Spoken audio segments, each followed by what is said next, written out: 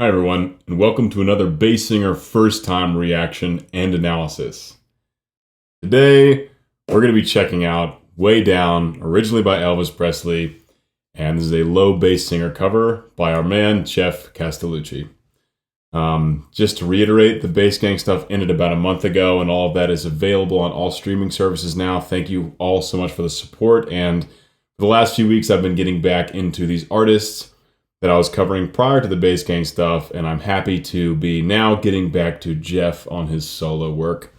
This came out, I believe, in that April or May time, and I wanted to do a video for it, but couldn't, was just too swamped. So I'm happy to be getting around to it now. Reminder, if anyone is new, my name is Peter Barber. I'm a professional opera singer, music producer, and bass vocalist. And I will be doing a lot of analysis, especially vocal analysis, talking about techniques Geoff uses, how he approaches his singing, things like that. So if you just want to watch the video straight through, links in the description. If you want to learn a lot more about how Geoff is doing what he does, stick around. And yeah, I think we should just go ahead and get into it. Guys, like the video, subscribe to the channel, comment something below. And if you're getting a lot of enjoyment out of these, if you're learning a lot, if I'm enhancing your listening and musical experience, consider donating to my Patreon for as little as $1 a month. And without further ado, let's get back to Way Down in this cover. It's worth noting, the original bass he sang, this was J.D. Sumner, in my opinion, still the lowest bass of all time with the lowest true chest notes. Still, to my ear, he's the only bass where when he sings the low C, double low C at the end of this song, you can tell it's chest voice. There are a lot of bass singers who can sing it in other techniques, myself included, in chest fry and subs. But I really do think J.D. Sumner is still the only one to have truly hit a clean C1 chest. There are some Russian octavists that maybe you could argue, but it's... maybe Mark McCulley is another guy that comes to mind. But this is such a clean example in the original version of this song. So I have no doubt that Geoff will be taking the double OC at the end. It's just a matter of how he wants to sing it. My guess is subs, because that's Geoff's go-to extended technique. All right, let's do this.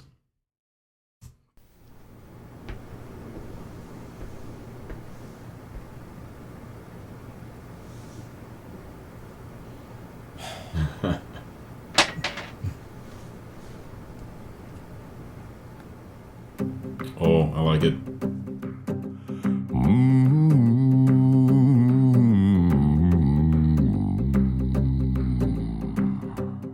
Whoa, okay.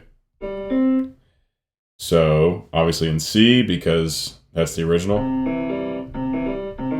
So we can C minor, maybe?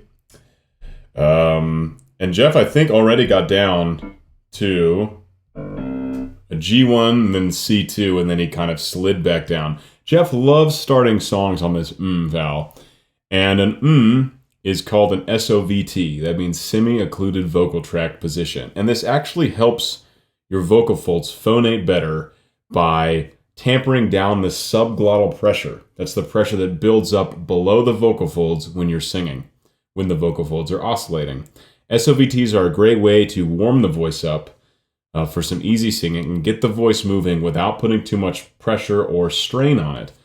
And, you know, it's how Geoff starts Misty Mountains. It's how he starts a number of his covers. And not only is it healthy vocally, but it allows contrast for when he opens up to different vowels. Revving up and opening to different vowels kind of automatically adds to the intensity of a song. So this is always a good starting place.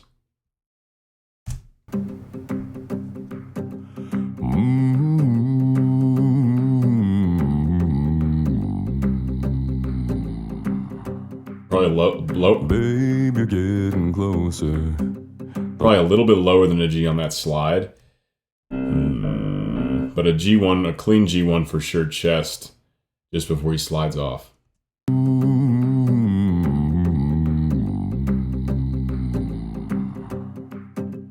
Babe, you're getting closer. The lights are going dim. The sound of your breathing, yeah, has made the mood I'm in All right, before we go on, let's talk about...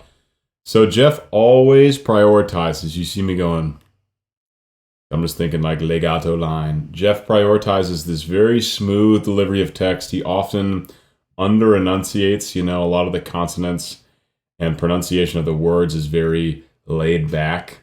It's not in your face. He's not attacking the words.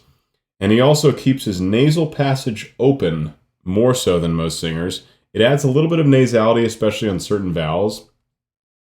And what it does, I think, is his approach to it is it allows him to just keep an easier airflow going, which allows for this through line through all of these words. So they're not getting chopped up by consonants. They're not getting chopped up by changing the word. It allows this legato singing. That's what we call it in the opera world. And he really does have a very smooth approach to it. So I think it's worth appreciating his choices on this, whether or not you like. Some people comment that they don't like the amount of nasality Geoff uses on certain phrases or melodies, however you want to put that. But I think we can appreciate how much he prioritizes that vocal line and that smooth delivery. Babe, you're getting closer. The lights are going dim. The sound of your breathing, yeah. The sound of your breathing. The sound of your breathing. It's like very relaxed singing. Going dim. The sound of your breathing, yeah, has made the mood I'm in. Well, all of my resistance lying on the floor. You're taking me to places that I've never been before. Nice C2. Very nice. I like that. It was like a little bit of choreo. Are we gonna get like a Geoff dance routine in this song? It looks like he had a lot of fun with this one. I did see some like behind the scenes kind of futzing around on his Patreon, but I did not watch that video. I promise you, I've never seen the actual video, but I remember there was one clip I saw where he like jumped up on a chair and it fell over. So it looks like he had a lot of fun doing this one. And yeah, let's see if Geoff adds some choreo into this. Lying on the floor, you're taking me to places that I've never been before. B1, C2. Ooh, when I can feel it, feel it, feel it, feel it. Way down where the music plays, way down like a... Already some low stuff happening in the background part here. Not so much in the lead vocal, but in the background part, there's some subtly placed low stuff. Way down where the music plays. Way down. Way down. Is that a G1 to C2? Way down where the music plays. Yeah, G1 to C2. So we heard him do that movement in the intro on the mms. Now we're getting in these background parts. Down like a tidal wave, way down where the fires blaze, way down, down, way on down. Nice. He's keeping a very light mechanism to his singing. It's of course all remaining fully in his chest voice. It's not going nearly high enough for him to need to flip up into any kind of head voice or even a mix. But he's keeping it very light so far, so I could see how maybe later in the song he'll get a bit more vocal fold closure, which is going to create more high harmonics in the sound. It's a more efficient sound in terms of use of air. It's totally not for every style. It sounds like his approach is a little bit lighter than Elvis's, for example, which is a good comparison here. But I could see how this would give him a place to go. But either way, it sounds great. And like I said before, always prioritizing that smooth delivery, keeping that airflow, keeping that legato singing at all times. That's what we adore about Geoff's voice, among many things. Down, down. It's like pretty light mechanism. Down, down, way on down, way on. My head is By the way, C2 is generally down. Like right now I might have a little bit lower than that, but C2 is usually about where I get to the bottom of my chest voice. Just for reference, Geoff is a lower bass than I am for sure. My head is spinning. You've got me in your spell. Oh, wait. That was cool. I like how there was that like crash sound when he snapped his glove on. That was a nice touch. Got me in your spell. 100 magic fingers. A burning carousel. Come on.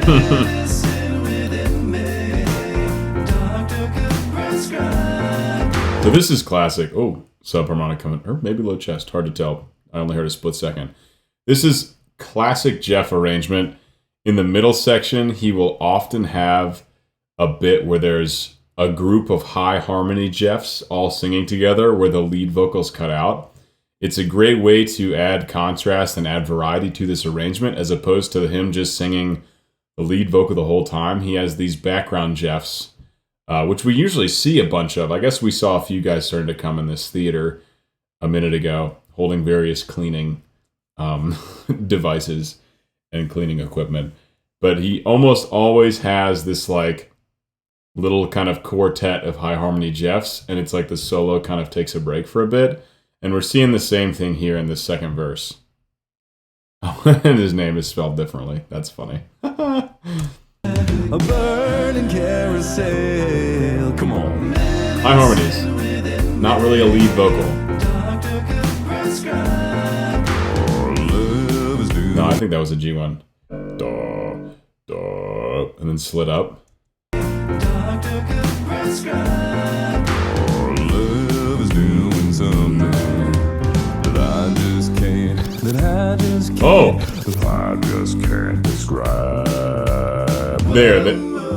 There was that chair movement I saw.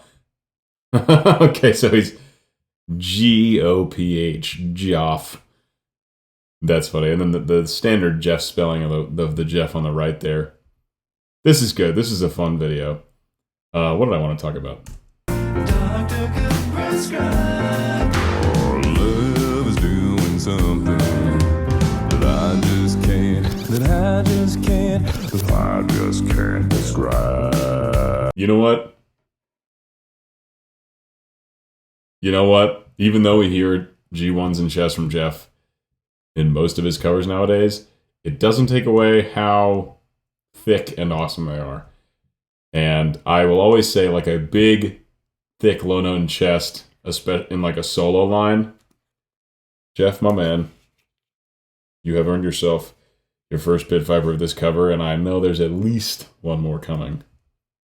Love is doing something that I just can't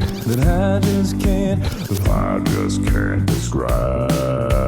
Attaboy. And I can feel it.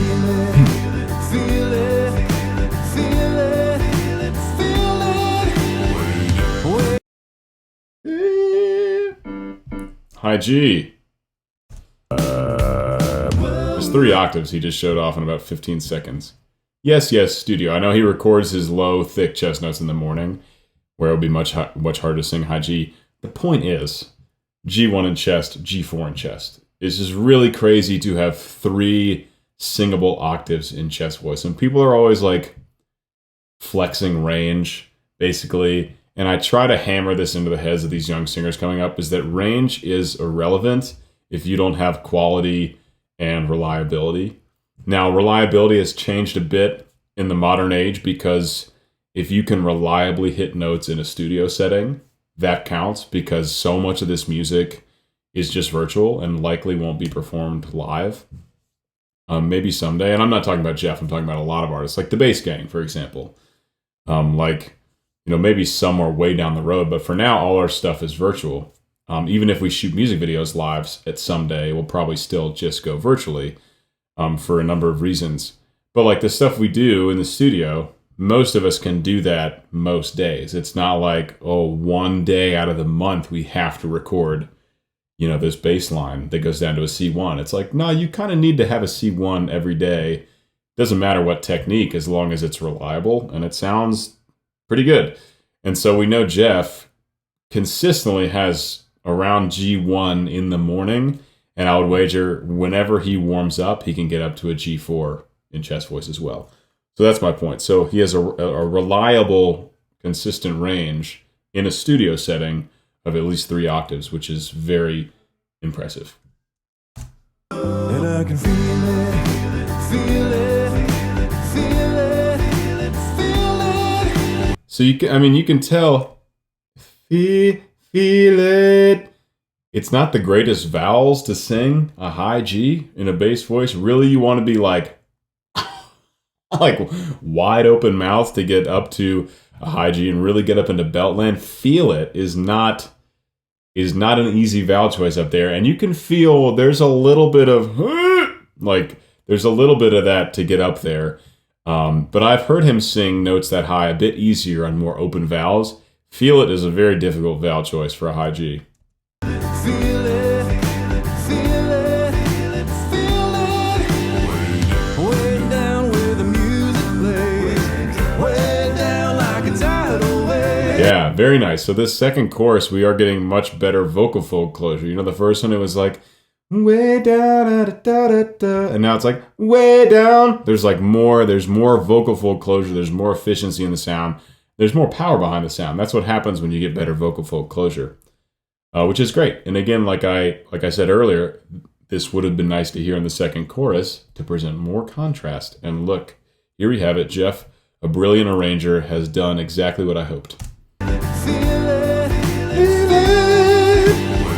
Way down where the music plays, way down like a tidal wave, way down where the fires blaze, way down,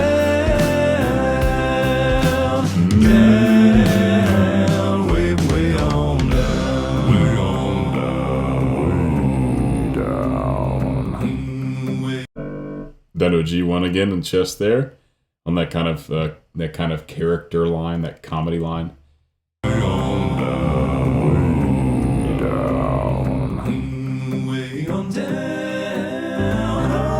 What did that do? That went to major, minor. It went from major, then minor to a split second, and then major. I think.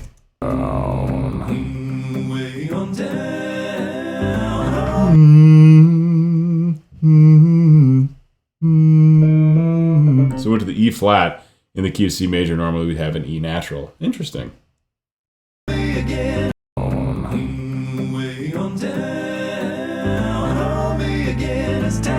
Another Geoff. Pulling off some Elvis dance moves. Way down like I hoped it would. Way down like I never could. Way down. Grief, bro. Geoff. Hoped it would. Way down like I never could. Beautiful low G. Way on down. Way on down. Way on down. Come on, baby. Ooh.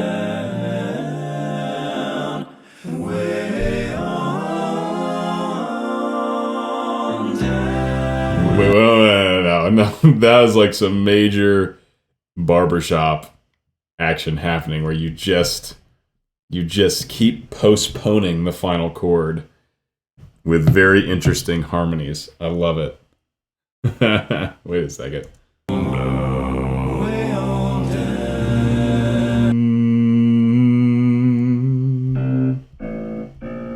Okay, so we have a flat 7 here, B flat.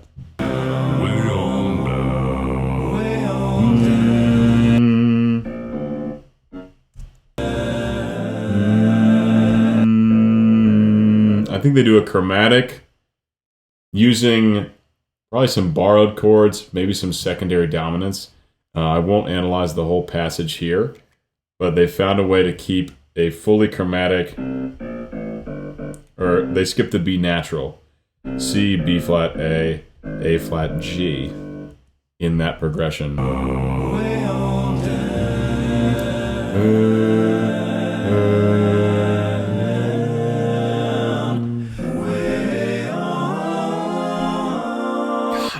It's complicated. Way on.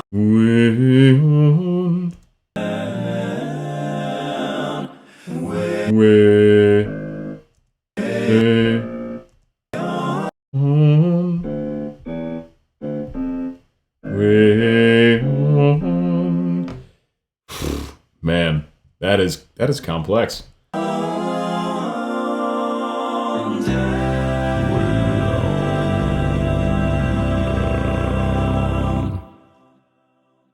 Piece de Résistance, a C1 subharmonic from Geoff.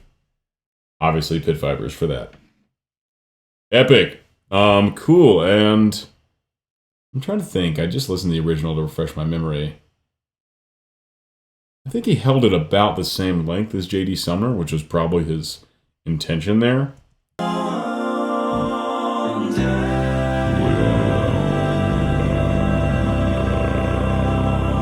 That's low.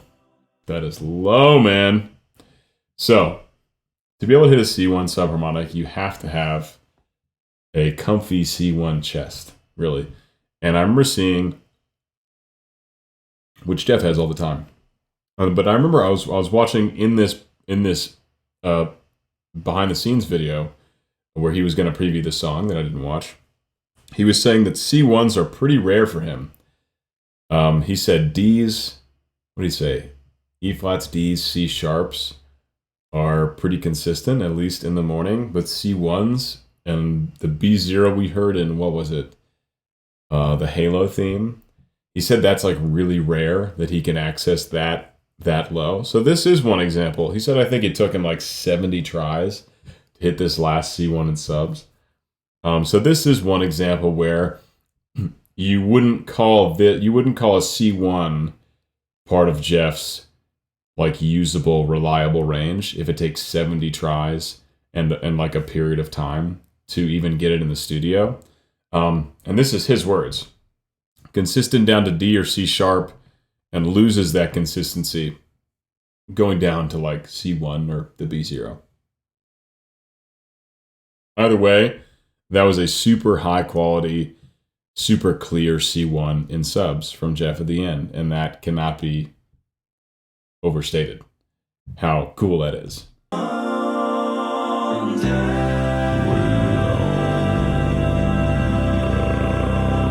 That's thick. Like, it's a very thick C1. So obviously big props to Geoff on that. Let's see what's going on. I also liked, in the original you have the kind of classic 2-octave, way on down, way on down. But in this one, he didn't do that. He did the first iteration of that. He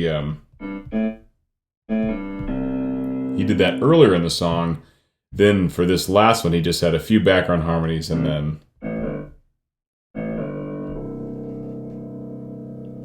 crazy. And if you want to hear that done in pure chest voice, go check out the original. Go watch the man J.D. Sumner do it. Truly special. Let's see what's going on in this outro. Maybe he's got a shout out to the fans or some bloopers or something. Misty Mountains Cold was way better.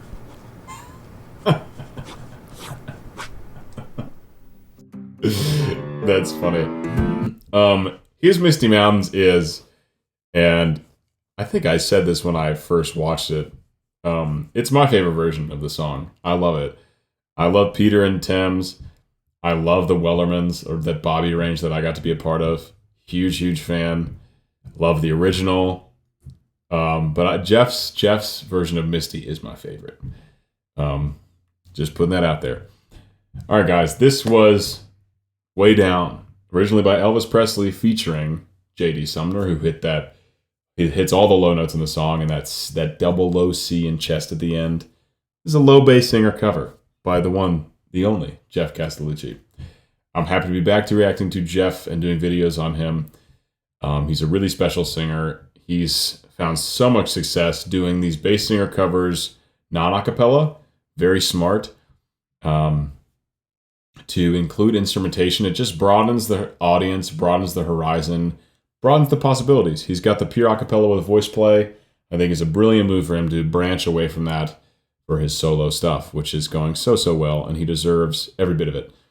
So guys, this was, my first time reaction and full vocal, not exhaustive, but extensive, a vocal analysis of this piece. I hope you guys enjoyed. I hope you guys liked my commentary on it. If you did, like, subscribe, comment, boost that algorithm, guys. That's what really helps the channel. And just like Geoff, I do have my own Patreon, which many of you know about. Please consider donating to that to support me as a young professional opera singer, music producer, bass vocalist, trying to make it happen all at once. It's a lot of work and requires funds to pursue these projects. It really does. So Patreon keeps the lights on. I thank you guys every day for that support. And guys, I'll see you in the next one. Way on down. Bye-bye.